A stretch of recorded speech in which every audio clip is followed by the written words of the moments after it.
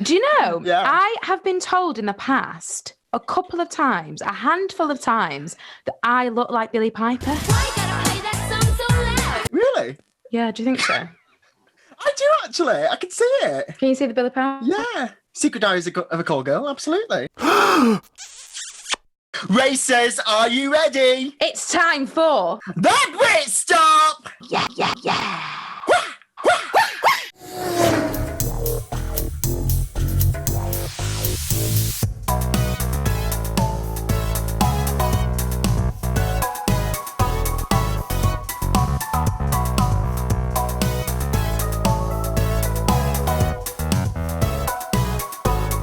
Hello, and a huge, fabulous welcome to the Brit Stop. I'm a deeper shade of blue, Nadia Business. And I'm her fairy godmother, Lorna.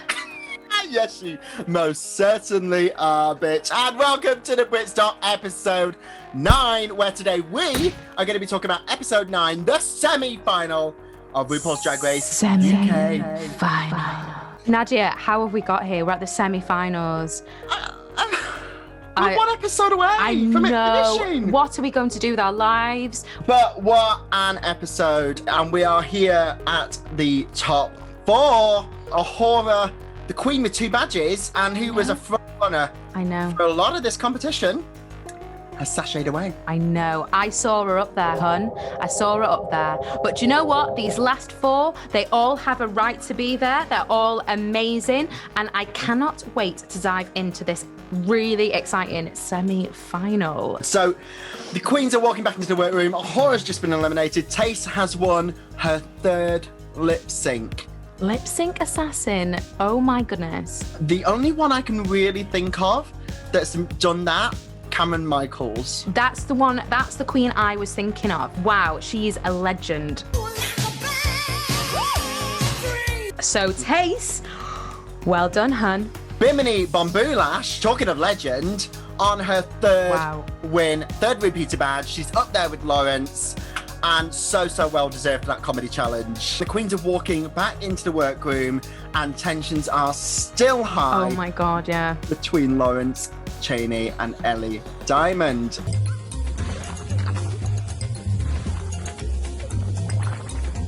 Lawrence can't let it go. She can't let it go. She is so angry still at the running order. She says the killer line of like, was it all worth it, Ellie? Ellie didn't get a badge, but she did get into the top 4, so yeah, it kind of was. And at this point, Lawrence is the only one pissed. Like, get a life, get over it. Yeah. Get a life and get over it. So it is a new day in the workroom. The queens come in, top 4, and Ru enters, donning a slight tilted hat moment. Yeah. You know, he's just loving these new moments. He's crazy. And he introduces the mini challenge as a Drag Race staple and favourite. Puppet!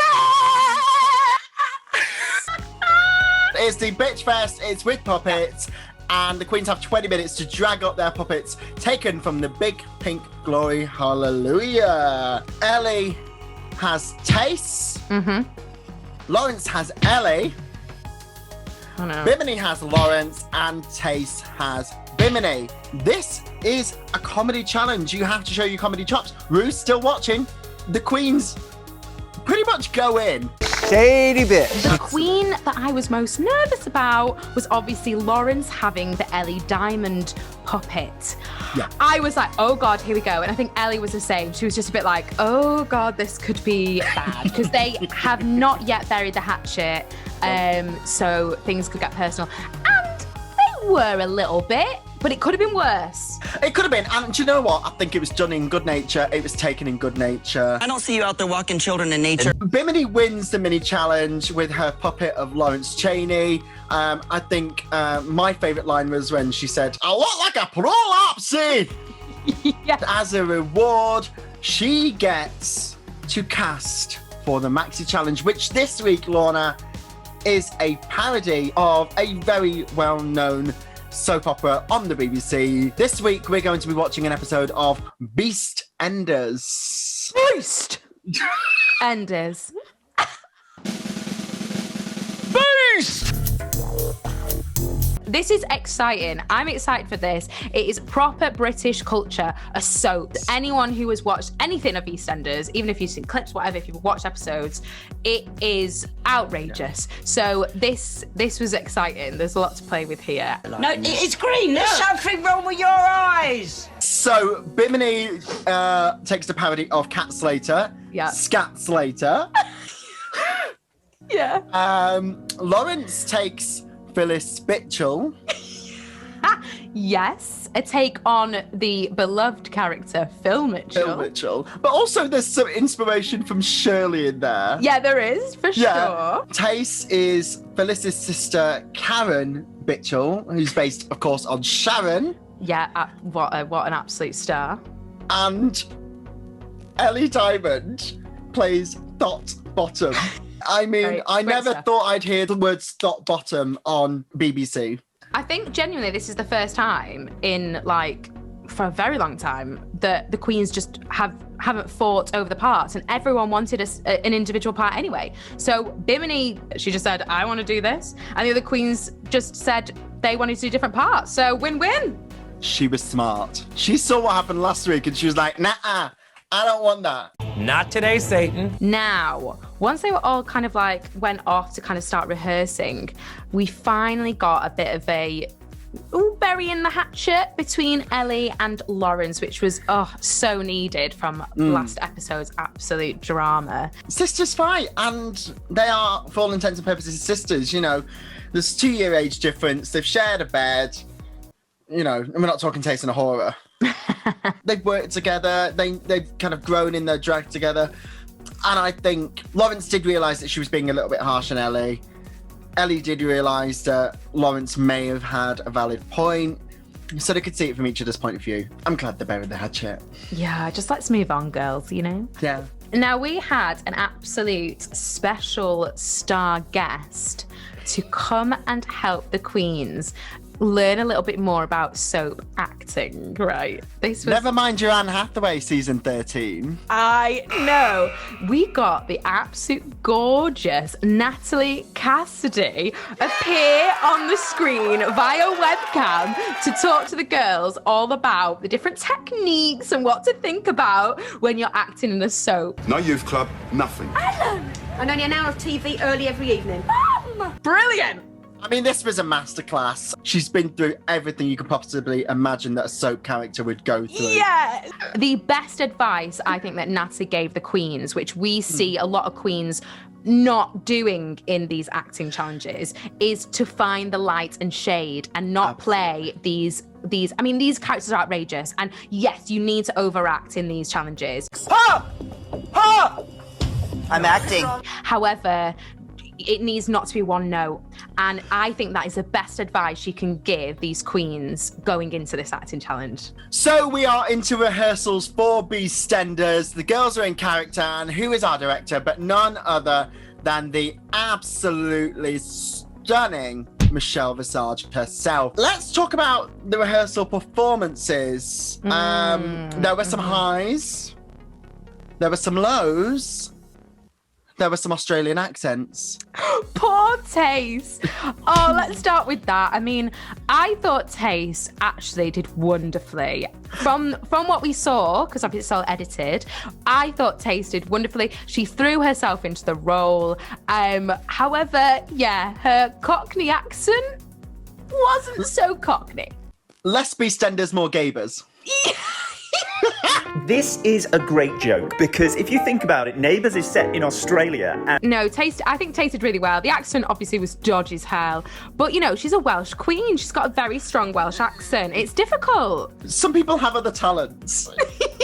Bimini Bombulash as Scat Slater was bringing it. Again, she knew her lines, she knew her place, and her energy was just top. Yeah, Brilliant. she also, I think, took on Natalie Cassidy's advice the most and had a lot of more lighter and dark, you know, light and shade moments.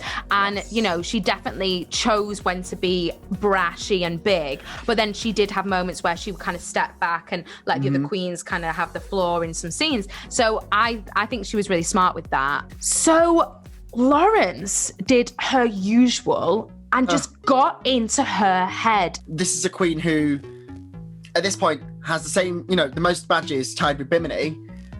And we're in the final 4. It's an acting comedy challenge, something she should be able to do.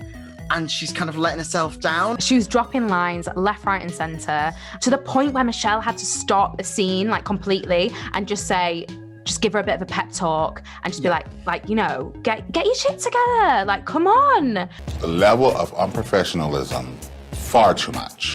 Oh, this is going to put her in danger. This is going to be a massive issue.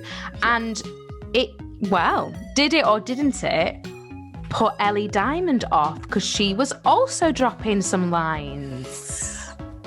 I've been there, doing a scene with somebody and they don't get to the kind of buzzword that you need to hear to kind of your brain to go, oh, this is my next line. But at the same time, own your shit. Take responsibility for yourself. It is a new day in the workroom and the queens are getting ready for their runway. And all of a sudden, Bimini finds 4 envelopes, basically not addressed, but named for each of the girls. So what's going on? Is this going to be a letter from eliminated queen? Is it going to be letters from home? But it was letters from all 4 queens' mothers. What a moment, and how powerful that it was from their mums especially. We've touched on what each of the queens has been through. Bimini's told her story about, coming out as non-binary. Tace has talked about, her struggles with love and relationships. Ellie has talked about her struggles with her own family, with her dad, and how mum stood up to her dad. And Lawrence has talked about being bullied at school. So we've seen the emotional roller coaster that these queens have been on as queer people. And these letters from their mums are just so gorgeous. Their mummies are their biggest supporters. Let's talk about the runway. Get to the runway. Oh, yeah. I am thrilled with this runway this week because it's Panto Dames. Brilliant. What could be more draggy? Well, this is it. We're going back to really old school drag now. It is a certain style of drag. And how are these queens that, sometimes, they want to just look beautiful and glamorous and young and, whatever. Fashion. How are they going to bring it to Panto Damery? I know. And not have it be costumey. Fine line. First of all, can we just acknowledge the judging panel this week? So we have, obviously, the queen herself, RuPaul, and we have Michelle Visage looking gorgeous. Her hair this week, wow. Loved it. Incredible. But can I just say, the bitch is wearing green. Green sparkles. Green sparkles. Can we also just point out the mystery guest today was Mickey, the mannequin. Yes. It was, the acting partner for the queens, who was voiced by someone who sounded a lot like Danny Dyer. First to the runway, Lawrence Cheney, who, in my opinion, has smashed it. Yes. This is Panto Dame Down. It's representing the workroom. It's representing the fact that she is a seamstress. She makes a lot of her own stuff. It's Lawrence Cheney. She's got this gorgeous mint green hair. Her waist, as she says, is the smallest it's ever been at 13 inches. I love that. So good. She's got the colour palette. She's got, obviously, the yellow belt, the yellow shoe with the yellow, fascinator.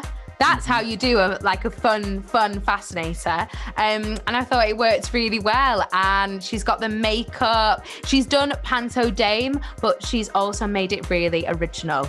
Ace, my darling. She looks beautiful. Stunning. Gorgeous. And this is Tace's interpretation of, Fairy Godmother, who we do often see in a panto. Absolutely. Played by some B-list celebrity. This was more Cinderella, Tinkerbell than Fairy Godmother, for me. there's no panto dame in that at all. No panto dame. It is beautiful. It's a showgirl. She's got the feathers that just move so beautifully with her, and I absolutely adore the like swimsuit look and I mean, the only thing is that I agreed with, I think Gray mentioned as well, was her wings lacked a bit of luster. Got bent, you know, like while she was having it off with Peter Pan, like. She looked. Next up was my gal. This was a lot of fun, don't you think? Absolutely. As soon as she walked out, I was like, yes! Because this is the perfect mix of Bimini. Yes. The theme, Panto Dame, but there's also fashion and art references there. Like, immediately, the makeup says Grace and Perry. Yes, yeah. Which, again, we're talking about a really fucking smart queen here. And I absolutely adored the shoe with the yellow straps coming up the leg with the bow. Yeah. And it was very baby doll. And she's not afraid to be ugly. And that's what I love about Bimini as well, is that we've seen her do fashion down the runway and glamorous and very kind of poised. She sold this in such a comedic pantomime way. You know, it was great, just striding down the runway. Brilliant. Last to the runway is the second of our Scottish queens. The youngest queen in this top 4, it's Miss Ellie Diamond, who is giving us very Queen of Hearts makeup, which is gorgeous. Very Queen of England in the outfit. It's the only time I wish she'd worn chaps. So here's my thing. Makeup, beautiful. Wig, I actually think was big enough and beautiful, and I liked that. I thought it was quite pantomime-y, fine. The dress, right? This could have been bigger, and she said this was the biggest hoop skirt she's worn, which, okay, that might be, but the hoop skirt should have gone all the way out. It just looked like it just went, it was like a dome, and then the skirt just fell. It didn't look right to me. That's a hula hoop in a bag of crisps, love. Like, come on. So, Nadia, who was your favourite on the runway this week? Bimini. Without a shadow of a doubt, because as much as I love Lawrence, as much as it fitted the brief, what Bimini's had, it had that fashion, pop culture reference, art element to it that just heightened it. Who would you say is the worst? It's gonna have to be taste because it didn't fit the brief. I know. But as a look, Ellie. Yeah, a tough one on that one. So that is the Panto Dame runway done.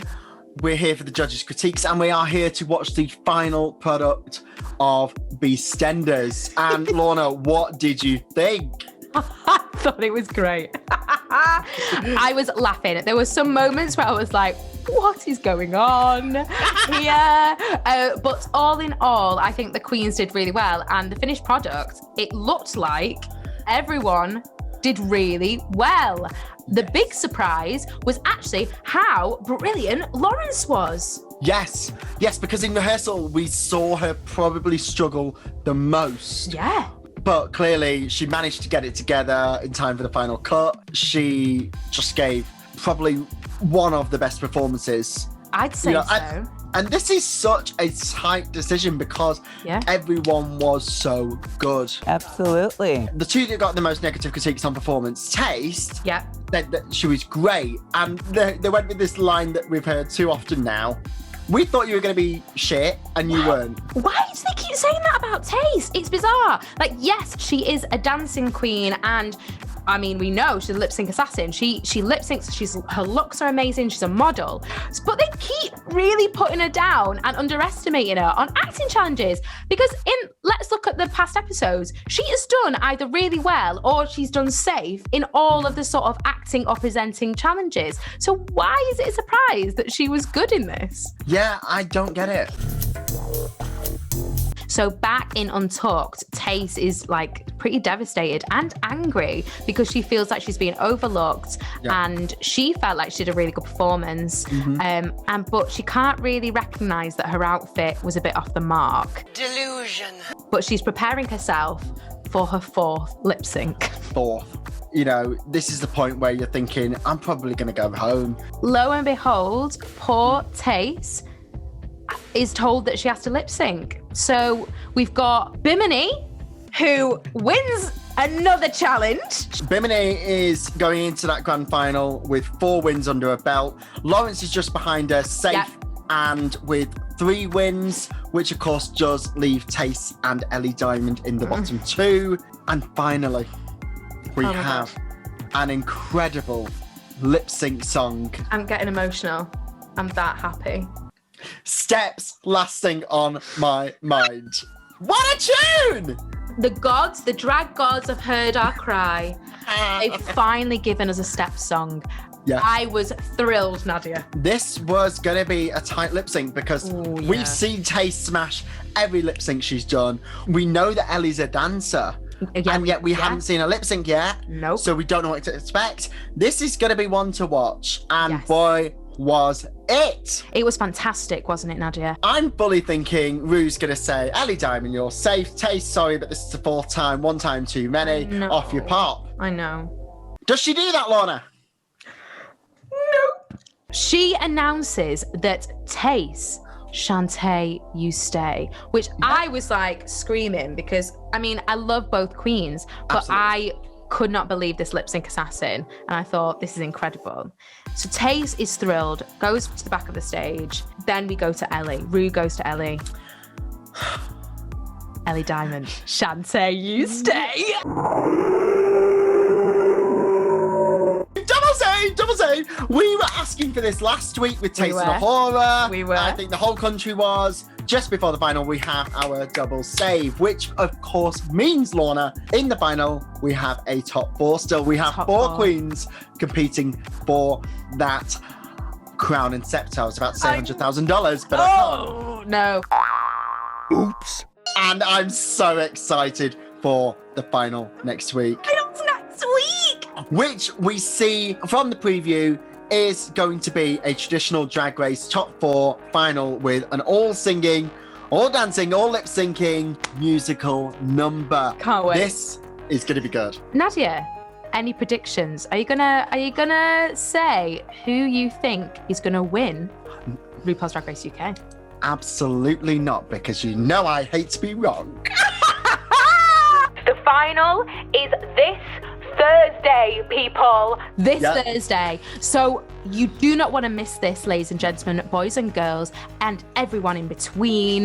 Head over to BBC iPlayer on Thursday night to watch the grand finale of RuPaul's Drag Race UK Series 2. And then head over to us on the Monday to find out what we thought about it. Join the conversation, and it's going to be an exciting episode. I think I might wear something sparkly, hun. I think I'm going to dress up. Yeah. I am too, yeah. And if you want to keep up the conversation with us this week, you can find us on our socials. Yes, we are at The Brit Stop Show on Facebook, Instagram, and Twitter. And, you know, if you find us on Grindr as well, that's Lorna, it's not me. So please watch our videos, catch up if you want with our last 8 videos on YouTube, and subscribe, comment, and just join us with all the fun. We love you all, and we love this Drag Race community. I love you, Nadia, and I'm counting down the days. I'm counting down the days until next week. I like you sometimes. I lost all hope today. I love you. This is so much fun, and I cannot wait to get into this Thursday's final next Monday with you, my darling. I think that's everything we have to say. It is. Ta-ta, darling. See you later.